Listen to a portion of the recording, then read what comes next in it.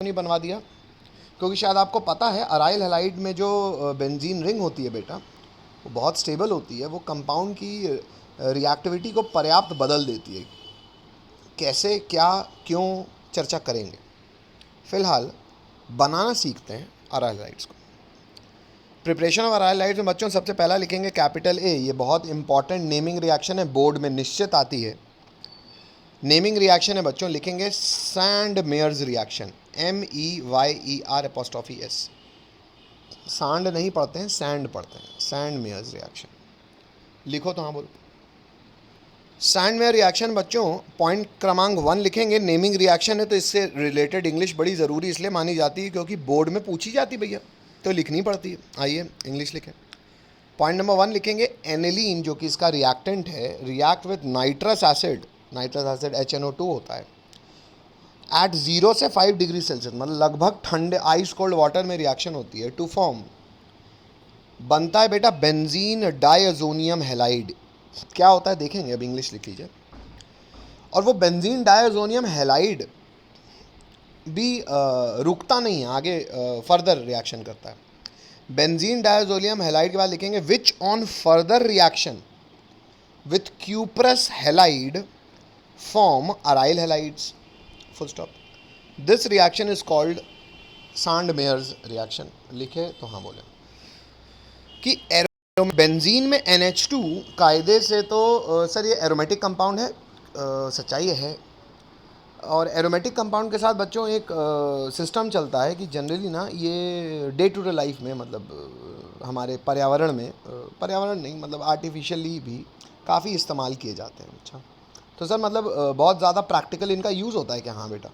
अच्छा, जिनका practical use होता है क्या उनके जनरल नेम नहीं बोल सकते? हो सकते हैं यार, कोई किसी के माँ बाप ने जो नाम रखा है, अगर वो आदमी अपने दोस्तों के साथ जाएगा तो ज़रूरी थोड़ी है दोस्त वही नाम लेंगे। तो वही बात एरोमेटिक कंपाउंड के साथ बहुत ज़्यादा वैलिड है कि इनके जो IUPAC नेम है ये धरा का धरा रहता है।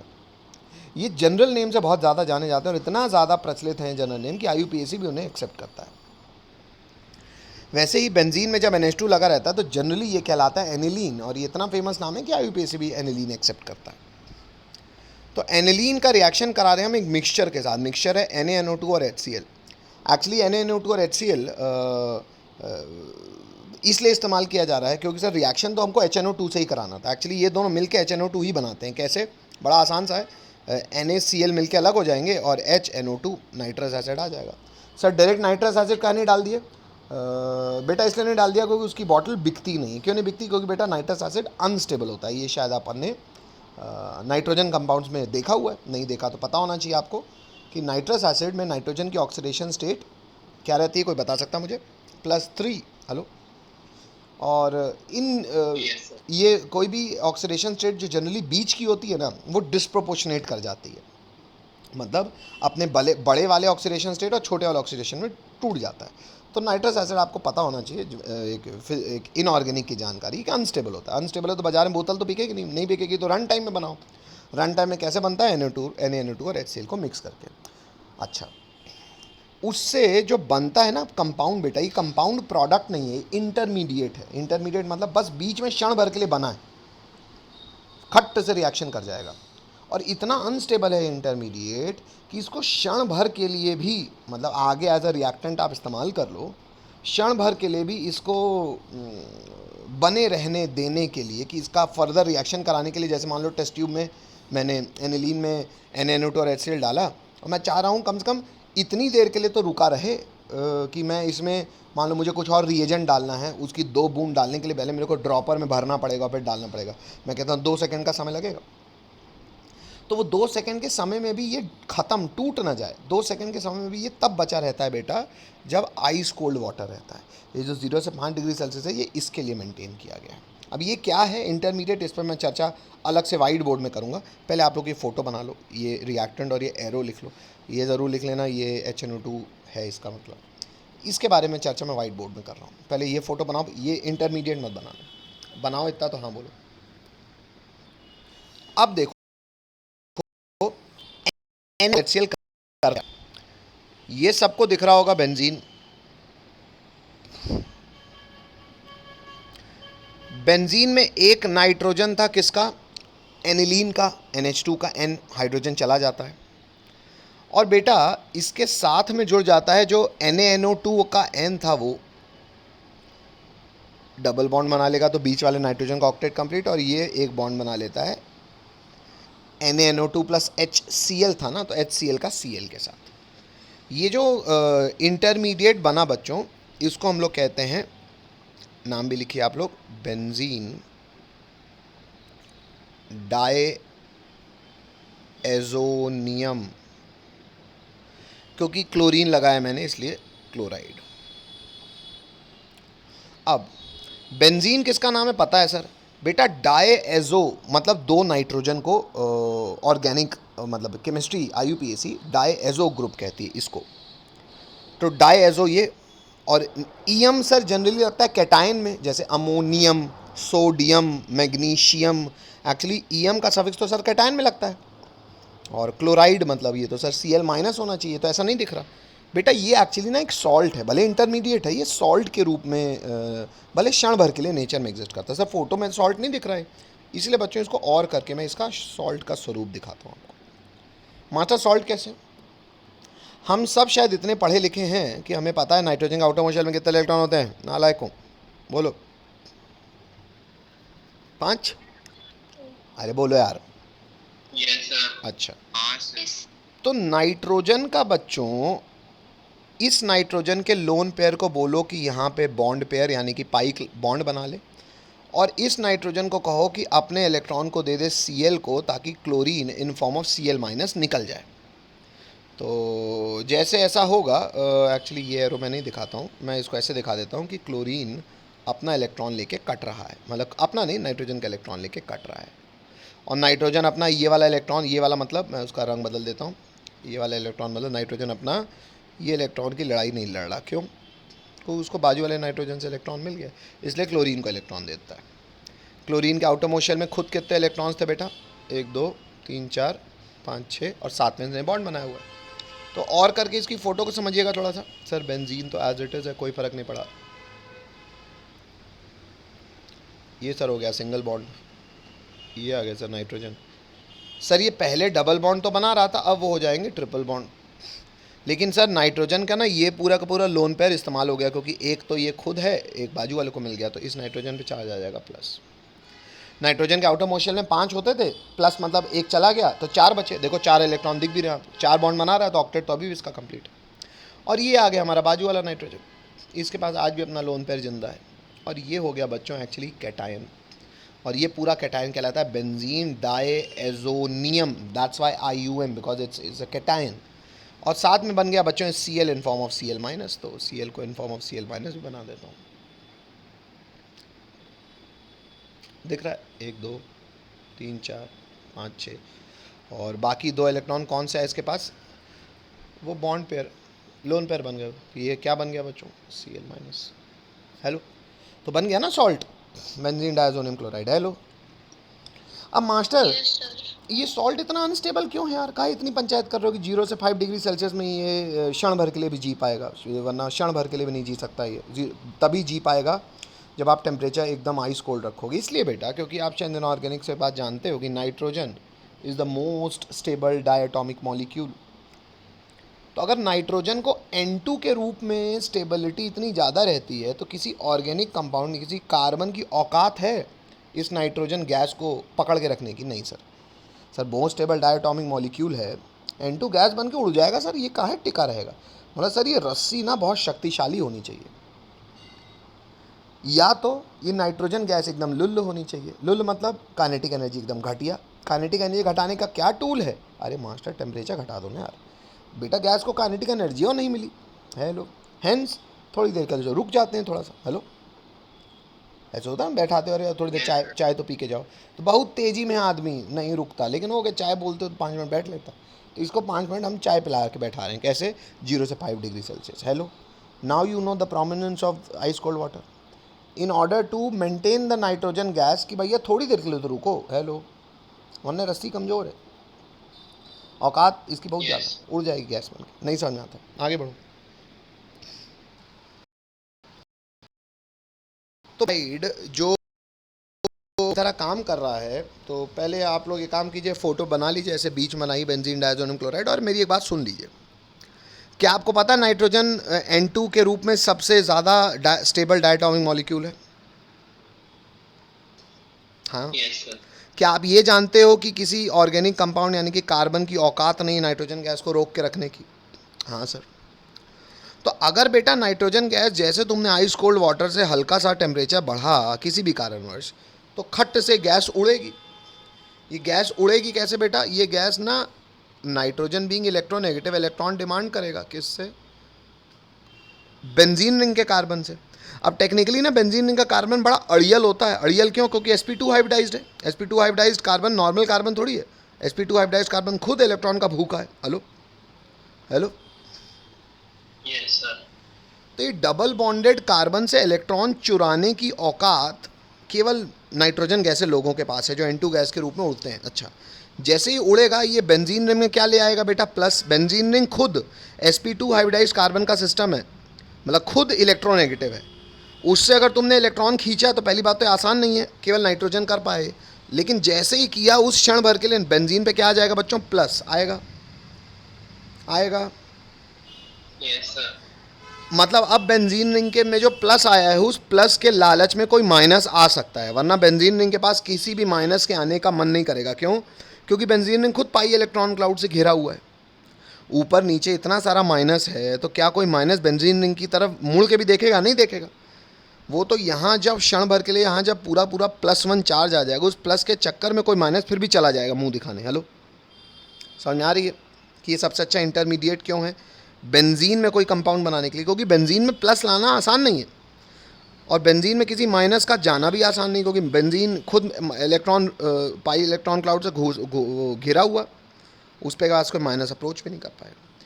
इस स्थिति में लेकिन अप्रोच हो जाएगा। कैसे होगा अप्रोच? सबसे पहला रिएजेंट बेटा Roman number 1 cuprous halide. Cuprous halide मतलब कॉपर इन +1 के स्टेट। क्यूप्रस हैलाइड बच्चों नेचर में ना डाइमर के फॉर्म में एग्जिस्ट करता है। भले कॉपर +1 के स्टेट में है, पर आप इसको देखोगे कंपाउंड जो बाजार में आपको मिलेगा वो डाइमर के फॉर्म में मिलेगा। देखो लिखा हुआ है Cu2X2। हेलो हेलो बोलना पड़ेगा नालायक को। Yes, sir. Cu2X2 का इस्तेमाल करो इन प्रेजेंस ऑफ HX, यानी कि जो X इस्तेमाल करो कॉपर के रूप में, उसका एसिड भी थोड़ा सा यूज़ कर लो इन प्रेजेंस ऑफ HX। यहाँ पे X क्या क्या हो सकता है? क्लोरीन और ब्रोमीन। क्यों सर? क्योंकि बेटा HF टूटता नहीं है, और HI का साइज़ इतना बड़ा होता है I माइनस का, तो वो इस बेंजीन रिंग के पास अप्रोच नहीं कर पाता कॉपर हैलाइड के रूप में, कोई क्यूप्रस हैलाइड के रूप में। तो ये प्रैक्टिकल बात है, याद होनी पड़ेगी, इसको कोई पूछेगा नहीं आपसे कि यहाँ पे क्योंकि नेमिंग रिएक्शन है ना भाई, नेमिंग रिएक्शन में उस बंदे ने जो किया था वही बताना पड़ेगा, और उस बंदे वो नहीं किया तो कैसे बता सकते हो, है ना? तो उसने क्यूप्रस हैलाइड का इस्तेमाल किया और X में क्लोरीन और ब्रोमीन इस्तेमाल किया। जो भी X आप यूज़ करोगे वो यहाँ पे इन फॉर्म ऑफ X माइनस जाएगा, इस बेंजीन के प्लस में लग जाएगा। देखो बन गया aryl halide. Hello hello. Yes, sir. साथ में बाय प्रोडक्ट क्या बनेगा बच्चों? सर पता ही है हमको, वही गैस निकलेगी। कौन सी? Nitrogen gas. दिख रही है सबको? Yes, sir. और एक्चुअली बच्चों सिर्फ ये सैंडमेयर रिएक्शन कहलाता है, सिर्फ ये रोमन नंबर 1। लेकिन सर आप तो और भी लिखवा रहे हो बेटा, इसलिए क्योंकि ये बेंजीन डायज़ोनियम सॉल्ट एक बहुत अच्छा रिएक्टेंट है, तो लगे हाथ में और भी बता देता हूँ आराइल हैलाइड बनाने का। सैंडमेयर ने केवल क्यूप्रस हैलाइड यूज़ किया था और बनाया आराइल हैलाइड था, जिसमें क्लोरीन और ब्रोमीन यानी कि क्लोरो और ब्रोम बेंजीन बन सकता है। बाद में लोगों ने सैंडमेयर की बात देखी, तो ये नेमिंग रिएक्शन नहीं है, पर बाद में ये रिएजेंट यूज़ हुआ। कौन? KI एक्वस, और हीट किया गया। KI एक्वस एक्चुअली जब I माइनस देता है तो ये प्रैक्टिकली फीजिबल हो जाता है और I यहाँ लग जाता है। अब आप कहोगे सर Cu2I2 भी ले लो, बेटा वो सैंडमेयर ने नहीं किया, और सच्चाई है आप भी कर लो तो परसेंटेज यील्ड अच्छी नहीं आती है। What does percentage yield means? कि बेटा कभी भी कोई रिएक्टेंट जब प्रोडक्ट बनाता है ना, तो रिएक्टेंट्स को एक्टिवेशन एनर्जी का पहाड़ चढ़ना पड़ता है। मैं केमिकल काइनेटिक्स में विस्तार से चर्चा करूँगा। वो एक्टिवेशन एनर्जी का पहाड़ ना स्टैटिस्टिकली पता होना चाहिए। स्टैटिस्टिकली मतलब एक्सपेरिमेंटल डेटा। एक्सपेरिमेंटल डेटा ये शो करते हैं कि यहाँ पे Cu2I2 यूज़ करके उतना अच्छा आयोडो बेंजीन नहीं बन पाता, वेरएस KI का इस्तेमाल करके ज़्यादा अच्छा प्रतिशत ऑफ प्रोडक्ट बनता है। Hello, Yes, sir. ये वही वाली बात है बेटा कि मान लो आप वो 306 गेहूं का आटा गूंदो और उसमें पानी, जैसे एक परात में आटा, सूखा आटा लो और पानी डालो, तो प्रोपोर्शनली पानी का रेशो कुछ अलग लगेगा। या आप चावल अगर घर में बना रहे हो, तो चावल अगर आप ऐसे देसी डब्लू माल का चावल लो या अच्छा तुलसी भोग चावल खाओ, तो जो प्रपोर्शन होता है ना जिसमें पानी डलना चाहिए, उसका फ़र्क आ जाता है। वो ये एक्सपेरिमेंटल यील्ड ही है बेटा। Hello, hello, Yes, sir. तो इसमें कोई क्यों क्यों नहीं होता, ये कॉमन सेंस है, ये एक्सपेरिमेंटल डेटा से हमको पता चलता है, जो करके ही समझ में आता है। तो इसलिए आयोडो बेंजीन बनाना है तो KI के साथ हीट करना पड़ेगा, एक्वस KI के साथ। किसको? डायजोनियम सॉल्ट को। लिख लिया सबने दोनों रिएक्शंस? आगे बढ़ूँ? एक मिनट।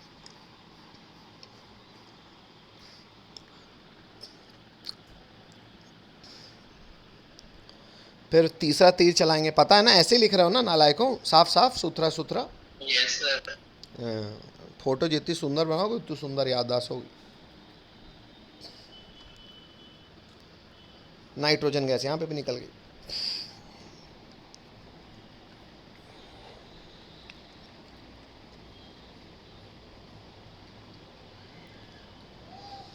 वाहे गुरु, आगे बढ़े।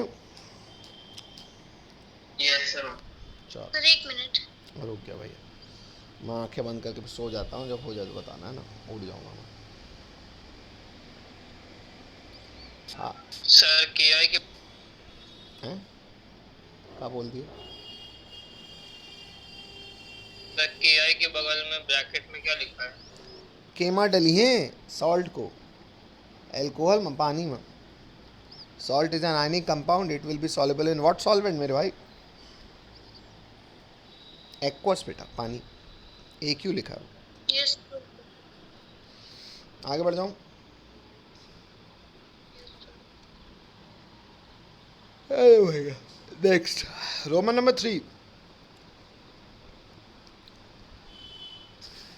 रोमन नंबर 3, कॉपर पाउडर की जगह एक होशियार आदमी था, सॉरी, क्यूप्रस हैलाइड की जगह एक होशियार आदमी था, उसने कॉपर पाउडर यूज़ कर लिया और साथ में HX यूज़ किया। एक्स वही होगा क्लोरीन ब्रोमीन जो सैंडमेयर में था, बना भी वही। सर तो अलग से क्या पढ़ा रहे हो? क्योंकि बेटा यहाँ पे क्यूप्रस हैलाइड ने कॉपर यूज़ किया। तो क्यों बता रहे हो सर, काम तो वही हो रहा है? क्योंकि बेटा क्यूप्रस हैलाइड के साथ वो काम हो जाएगा, वो बताया था सैंडमेयर ने, और कॉपर के पाउडर के साथ भी ये काम हो जाएगा, ये बताया था, ये बताया था लेटर में। गटर में रहने वाले आदमी ने। तो इसलिए ये रिएक्शन कराती है गटर मैन रिएक्शन। वैसे गेटर है, GATTER।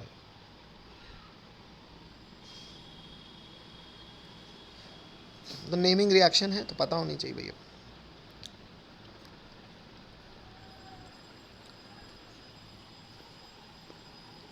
आगे बढ़े।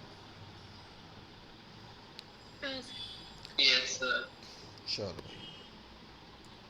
नेक्स्ट। अरे यार मैं आज वो audio mute, Less than 1 minute. हाँ यार ठीक है चलो फिर।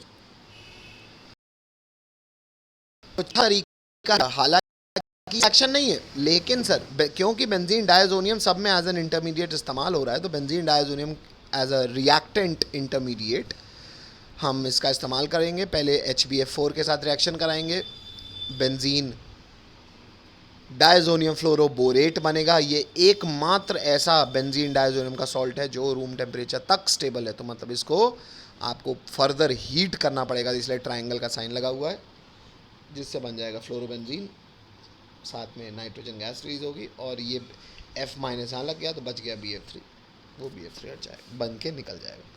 समझ में आता है? हटा दूँ बच्चों? और दूसरा तरीका है बच्चों बाय इलेक्ट्रोफिलिक सब्स्टिट्यूशन। इलेक्ट्रोफाइल मतलब इलेक्ट्रॉन लविंग, इलेक्ट्रॉन लविंग मतलब खुद कैसा होगा? प्लस, प्लस तो माइनस को प्यार करेगा। तो जब प्लस आएगा तो बेंजीन रिंग में प्लस आ भी सकता है सर। क्यों? बेंजीन रिंग खुद पाई क्लाउड से घिरी रहती है, तो अगर खुद माइनस का क्लाउड है बेंजीन रिंग तो उस पर प्लस अटैक कर सकता है सर। माइनस के अटैक करने की दिक्कत थी, तो माइनस का अटैक हमने डायजोनियम कैटायन बना के कर लिया। इसमें लिखेंगे बच्चों, पहला लिखेंगे एडिशन ऑफ X2। X में क्लोरीन हो सकता है, ब्रोमीन हो सकता है। आइए देखें कैसे होता है। सर जनरली अल्कीन के साथ अगर X2 का रिएक्शन करते थे तो एडिशन रिएक्शन हो जाता था, इसके साथ क्यों नहीं हो रहा? ये भी तो अल्कीन है। नहीं, बता चुका हूँ, बेंजीन के डबल बॉन्ड कोई नॉर्मल डबल बॉन्ड नहीं है, भयंकर स्टेबल है। शायद इसलिए आदमी कई बार बेंजीन ऐसे नहीं बनाता, आदमी कई बार बेंजीन ऐसे बना देता है। क्यों? क्योंकि बेंजीन के डबल बॉन्ड आपस में ही डीलोकलाइज रहते हैं, उनको दुनिया से रिएक्शन करने की जरूरत है नहीं है, रेजोनेंस के थ्रू स्टेबलाइज्ड है। इसलिए नॉर्मल अल्कीन की तरह रिएक्शन नहीं करता बेंजीन, इसलिए बेंजीन के डबल बॉन्ड को डबल बॉन्ड की इज्जत भी नहीं देते अपन। क्या करता है सर? बेटा एक्चुअली X2 यानी कि क्लोरीन ब्रोमीन का अगर आप इस्तेमाल करते हो तो ये रिएक्शन होता है in presence of Lewis acid. तो यहाँ पे आपको एग्जाम्पल नहीं लिखना बेटा लुइस एसिड का, ये बच्ची ने काटा भी हुआ है, मैं और अच्छे से काट दे रहा हूँ। कोई लुइस एसिड भी चाहिए हमको। लुइस एसिड क्यों चाहिए सर? लुइस एसिड, एसिड मतलब जो इलेक्ट्रॉन गेन करे। तो बेटा X2 में एक X जो है इसको इलेक्ट्रॉन दे देगा लुइस एसिड को, और X माइनस बन के निकल जाएगा लुइस एसिड के साथ। तो बचेगा क्या? X plus. प्लस इस रिंग को अटैक कर सकता है, तो आपको इलेक्ट्रोफाइल मिल गया। वो इलेक्ट्रोफाइल इसमें अटैक करेगा, बेंजीन रिंग से प्लस माइनस अटैच हो जाएगा और हाइड्रोजन को सब्सटीट्यूट कर देगा, तो H प्लस इस X माइनस के साथ निकल जाएगा। हेलो, ये बन गया हेलो बेंजीन। नहीं समझ में आता, बोलना पड़ेगा। समझा दीजिए। एक बार फिर से सुन लो बेटा, बेंजीन के डबल बॉन्ड कोई नॉर्मल डबल बॉन्ड नहीं है, वो एडिशन रिएक्शन नहीं दिखाते क्योंकि वो स्टेबल है। वो स्टेबल क्यों है? क्योंकि वो रेजोनेंस स्टेबलाइज्ड है, शायद इसलिए बेंजीन के डबल बॉन्ड्स को हम नॉर्मल डबल बॉन्ड जैसे ट्रीट भी नहीं करते, और दिखाते भी कैसे? ऐसे गोले से। अच्छा, तो नॉर्मल X2 का रिएक्शन तो जैसे विसिनल डाइहाइलाइड बनता था, यहाँ नहीं बनेगा। तो यहाँ क्या होगा सर? यहाँ पे हम लुइस एसिड का इस्तेमाल करेंगे। किसके साथ? X2 के साथ। उससे क्या होगा? X2 टूटेगा। कैसे टूटेगा? एक X माइनस बन के लुइस एसिड के पास चला जाएगा। क्यों? क्योंकि एसिड चाह रहा होगा इलेक्ट्रॉन दो, तो X माइनस आएगा, इलेक्ट्रॉन दे देगा। तो बचेगा क्या? X प्लस जाके यहाँ बेंजीन रिंग में लग जाएगा। कैसे लगेगा? एक हाइड्रोजन को सब्सटीट्यूट कर देगा। हाइड्रोजन किस फॉर्म में हटेगा सर? अगर X प्लस जा रहा है तो बेंजीन रिंग को उस X प्लस को इलेक्ट्रॉन देने पड़ेंगे, तो हाइड्रोजन के खींच लेगा, तो H प्लस बन के निकलेगा, HX बाय प्रोडक्ट हो जाएगा, बन गया हेलो बेंजीन। बोलो हाँ। जितनी भी अभी तक मैंने राम कहानी गाई है, वो राम कहानी में कल गा के ना मानूंगा मैं, डेफिनीसन यानी कि मैकेनिज्म भी लिखा रहा हूँ। पॉइंट क्रमांक 2 लिखेंगे बच्चों। अब मैं प्रिसाइज हो जाऊँगा, मैं लिख रहा हूँ मैकेनिज्म ऑफ SE, आप लोग ऐसी मत लिखिएगा। SE बच्चों इलेक्ट्रोफिलिक सब्सटीट्यूशन का शॉर्ट फॉर्म है। तो सर ES बोलना चाहिए। अरे बेटा ऑर्गेनिक वाले SE बोलते हैं, तो मैं क्या करूँ? लेकिन आप पूरा लिखना है इलेक्ट्रोफिलिक सब्सटीट्यूशन, और ब्रैकेट में SE लिख देना। एग्जाम्पल करके लिखेंगे रोमन 1 क्लोरिनेशन, मतलब जब हम X2 की जगह Cl2 का इस्तेमाल करेंगे। बेंजीन प्लस Cl2, जो लुइस एसिड है वो है AlCl3 एनहाइड्रस, AlCl3 एनहाइड्रस। एक क्लोरीन जाके लग जाएगा, बन जाएगा क्लोरोबेंजीन, साथ में बचेगा HCl। लुइस एसिड कौन है उसकी जानकारी आपको अब मिल गई। एग्जाम्पल रोमन नंबर 2 भी लिखेंगे बच्चों, लगे हाथ, वो भी दिख रहा है सबको।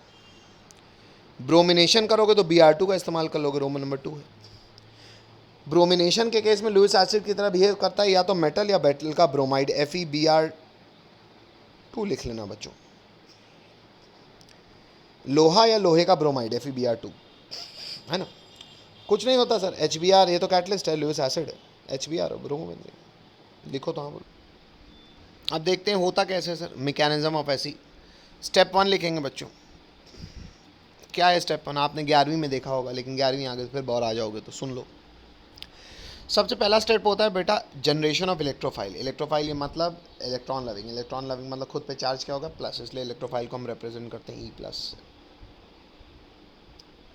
कैसे डेवलप होता है सर इलेक्ट्रोफाइल? अरे 2 बार गाना गा चुका है, एक बार समझाने के लिए, एक बार दीदी बोली तो फिर से गाया हूँ, अब फिर से तीसरी बार सुन लो। X2 में फ़िलहाल Cl2 का मैंने इस्तेमाल किया, मैंने जान के लोन पेयर दिखाएं, क्योंकि ये लोन पेयर ये दिखा रहे हैं कि ये लोन पेयर है, मतलब लोन पेयर दे सकता है, मतलब ये बिहेव करेगा एज बेस AlCl3, क्योंकि एल्यूमिनियम +3 के स्टेट में तो इलेक्ट्रॉन ले सकता है, इसलिए लुइस एसिड है, लिखा भी है लुइस एसिड, sp2 हाइब्रिडाइज्ड। तो ये क्या करेगा? क्लोरीन अपने लोन पेयर लेके जाएगा एल्यूमिनियम के पास, ये बेस एसिड, एक क्लोरीन अगर इलेक्ट्रॉन लेगा तो दूसरे क्लोरीन से कहेगा ए मैं दे रहा हूँ, चल तू मुझे दे। तो अल्टीमेटली हुआ ये कि इस क्लोरीन का ये एक इलेक्ट्रॉन लूज हो जाएगा, तो ये बन जाएगा Cl+, ये Cl- बनेगा और इसके पास जाके बना लेगा AlCl4-। तो जो एल्यूमिनियम sp2 हाइब्रिडाइज था भूखा, वो sp3 हो जाएगा, कम भूखा या नॉन भूखा, मतलब संतुष्ट। हेलो, इतना लिखो तो हाँ बोल। प्लस दिख गया है, प्लस मतलब माइनस। इलेक्ट्रोफाइल का जनरेशन सर हम सीख गए। स्टेप 2 लिखेंगे बच्चों। स्टेप 2 लिखेंगे attack of electrophile on substrate. शायद आपको बता चुका हूँ मैं, सबस्ट्रेट उस रिएक्टेंट को कहते हैं जिस पे अटैकिंग स्पीशी अटैक करता है। फिलहाल अटैकिंग स्पीशी E+ यानी कि इलेक्ट्रोफाइल है, जो कि फिलहाल हमारे एग्जाम्पल में Cl+ है। और प्लस हमेशा माइनस को ढूंढेगा, और क्योंकि benzene ring minus pi electron cloud से घिरी हुई है तो इलेक्ट्रॉन रिच है। शायद उसके पाई इलेक्ट्रॉन क्लाउड से घिरे होने की बात कोई पहले मैंने समझा है, तो ये बेंजीन रिंग के पाई क्लाउड है, मतलब ये ऑल्टरनेट डबल बॉन्ड। और अगर आप इसका ऑर्बिटल पिक्चर देखोगे तो पाई कौन बनाता है? Unhybridised orbital. तो देखो अनहाइब्रिडाइज्ड p ऑर्बिटल बने, वो साइड वाइज ओवरलैप कर रहे हैं। ये एक बॉन्ड तो ये इसकी तरह हो गया, ये दूसरा बॉन्ड ये इसकी तरह हो गया, इस ये वाला ये हो गया। तो ये पाई क्लाउड आपको शायद ऊपर नीचे दिख रहा होगा, जो कि ये समझा रहा होगा आपको कि बेंजीन इलेक्ट्रॉन रिच है, पाई क्लाउड से घिरा हुआ है। और वो क्योंकि इलेक्ट्रॉन से घिरा है तो माइनस के केंद्र की तरह काम करेगा, तो प्लस को खींच सकता है अपनी तरफ। तो अटैकिंग स्पीशी हो गई प्लस सबस्ट्रेट हो गया। अभी अटैक होता कैसे है सर? आपने सिखाया है कि मूव तो सर इलेक्ट्रॉन करते हैं, भले अटैकिंग स्पीशी He+ है, पर मूव तो इलेक्ट्रॉन करता है। It will move from high concentration towards lower concentration. तो भले अटैकिंग स्पीशी E+ है, लेकिन जब भी हम ये एरो मैकेनिज्म में एरो दिखाने की प्रयास करेंगे बच्चों, तो एरो हमेशा कहाँ से कहाँ दिखाया जाता है? From high concentration of electrons towards lower concentration. इसलिए बच्चों एरो आप गौर करो, बेंजीन का जो पाई क्लाउड है वो अटैक करेगा, भले अटैकिंग स्पीशी वो है, भले अटैकिंग स्पीशी ये है और इस पर अटैक हो रहा है सबस्ट्रेट है, लेकिन हम एरो हमेशा दिखाते हैं from higher concentration of electron towards lower concentration. वो एरो हम अटैकिंग स्पीशी के लिए नहीं दिखाते, वो हम इलेक्ट्रॉन्स के फ्लो के लिए दिखाते हैं। तो अगर सर ये कार्बन से इलेक्ट्रॉन फ्लो कर रहे हैं, तो ये कार्बन अगर इस E को इलेक्ट्रॉन दे देगा तो इस पास कोई एक्स्ट्रा इलेक्ट्रॉन तो है नहीं, तो इलेक्ट्रॉन लाएगा कहाँ से? बेटा आप इन्हें बाजू वाले कार्बन से इलेक्ट्रॉन लेगा वो, मतलब वो ये पाई क्लाउड को लेगा और खुद लेके इस E को दे देगा। इसको देगा तो ये E से बॉन्ड बन जाएगा, देखो बन गया बॉन्ड। लेकिन E के पास इलेक्ट्रॉन आया कहाँ से? बाजू वाले कार्बन ने लूज़ किया, तो बाजू वाले कार्बन जो पाई था वो प्लस हो जाएगा, चार्ज कंजर्वेशन। लेकिन बेंजीन में हमको पता है C6H6 होता है, मतलब यहाँ पे एक हाइड्रोजन भी होगा और E भी है। इससे हुआ क्या? इससे बेटा जो बेंजीन रिंग का एरोमेटिसिटी थी ना, मतलब पाई सिग्मा पाई, वो पाई टूट गया। तो बेंजीन रिंग चिढ़ जाएगा कि भैया मैं तो बढ़िया स्टेबल एरोमेटिक था, ये E+ से तो मेरी एरोमेटिसिटी टूट गई। तो फटाफट अपनी एरोमेटिसिटी रीगेन करेगा, अपना एरोमेटिक कैरेक्टर रेजोनेंस होना रीगेन करेगा। कैसे करेगा आइए देखते हैं। तो स्टेप 3 लिखेंगे, वही है रीगेन ऑफ एरोमेटिसिटी। एरोमेटिसिटी तो एक्स्ट्रा स्टेबिलिटी प्रदान करता है, तो एरोमेटिसिटी रीगेन होगा अब अगले क्षण में। कैसे देखते हैं, इतना लिखो तो हाँ बोलो। ओका नो सर। चलो अब रीगेन ऑफ एरोमेटिसिटी समझते हैं, ये कैसे रीगेन हो रही सर? देखो लो बेटा, देखो बेटा, एज अ रिएक्टेंट आपने देखा E यहाँ है, H भी यहाँ है, बाजू वाले पे प्लस है, बाकी क्लाउड एज इट इज। जो AlCl4- बन के निकला हुआ था ना, इसमें ना एक्स्ट्रा भाई AlCl3 तो कैटलिस्ट था, तो यूज़ तो नहीं, वापस करना पड़ेगा। कैसे वापस करोगे सर? AlCl4- को बोलो Cl- दे दे, तो ये जो Cl- देगा वो माइनस ना जाके ये हाइड्रोजन को इलेक्ट्रॉन देने के लिए तैयार हो जाएगा। ये हाइड्रोजन को इलेक्ट्रॉन मिलेंगे तो ये हाइड्रोजन को इस इलेक्ट्रॉन की आवश्यकता नहीं है, वो इस इलेक्ट्रॉन को छोड़ सकता है, तो वो H+ के फॉर्म में निकल सकता है। मतलब ये इलेक्ट्रॉन बच्चों एक्चुअली मिल जाता है ये बाजू वाले कार्बन को, और बन जाता है इनके बीच में पाई बॉन्ड। भाई जो बॉन्ड इसने हाइड्रोजन के साथ बनाया इस कार्बन ने, वो अब इधर बना लेगा, तो हाइड्रोजन निकल जाता है इन फॉर्म ऑफ H+, तो ये H+ और Cl- मिलकर बना लेता है HCl। इससे Cl- निकला तो बच गया AlCl3, और अल्टीमेटली ये जो बॉन्ड H के साथ कार्बन में बना था, ये बाजू वाले कार्बन इसके साथ बना लेगा ये लोग, तो एरोमेटिसिटी वापस नहीं आ गई। Hello, hello, yes sir. ये वाली फ़ोटो लेकिन आप लोग ऐसे मत बनाओ, ये थोड़ा सा सुंदर नहीं लग रही मुझे। ये फ़ोटो मैं आपके लिए अलग से बना रहा हूँ, सामने देखो। इस फोटो में बस मुझे एक कमी ये लग रही थी बेटा, इसलिए मैं ड्रॉ ही कर दे रहा हूँ, क्योंकि पहली बार कर रहे हो आप लोग, मतलब पहली बार नहीं, 11वीं का काम है। ये मान लो है हाइड्रोजन, कायदे से एरोमेटिसिटी तो टूटी हुई है, तो ऐसे नहीं बना सकते। ये पाई क्लाउड यहाँ है, बाजू वाले पे प्लस, और ये जोड़ा है यहाँ पे ई। अब हाइड्रोजन का खुद का इलेक्ट्रॉन और ये इस कार्बन का इलेक्ट्रॉन, दिख रहा है सबको ये इलेक्ट्रॉन। जो बेस आया उसने Cl माइनस दिया, वो Cl माइनस यानी इस हाइड्रोजन का इलेक्ट्रॉन देगा। अब इस हाइड्रोजन को इलेक्ट्रॉन मिलेंगे तो हाइड्रोजन का खुद का इलेक्ट्रॉन की उसका आवश्यकता नहीं है, बाजू वाले कार्बन पास अपना इलेक्ट्रॉन तो है ही। वो इलेक्ट्रॉन अब एक्चुअली बेटा यहाँ से यहाँ मूव कर जाएगा, समझे? हेलो, तो होगा क्या, बेंजीन रिंग में जुड़ा है केवल ई, एक जो कार्बन का इलेक्ट्रॉन, एक तो बाजू वाले हाइड्रोजन का इलेक्ट्रॉन था, उसमें बन जाएगा पाई बॉन्ड, अब बाकी बॉन्ड एज इट इज़ बेटा, ये था ये था। इसका जो हाइड्रोजन था वो H प्लस बन के Cl माइनस के साथ निकल गया। हेलो,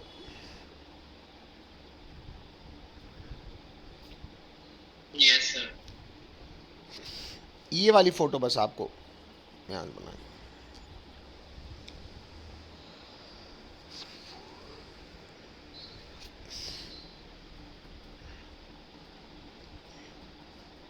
आगे बढ़ जाऊँ, हो गया सर। हटा दूँ बच्चों?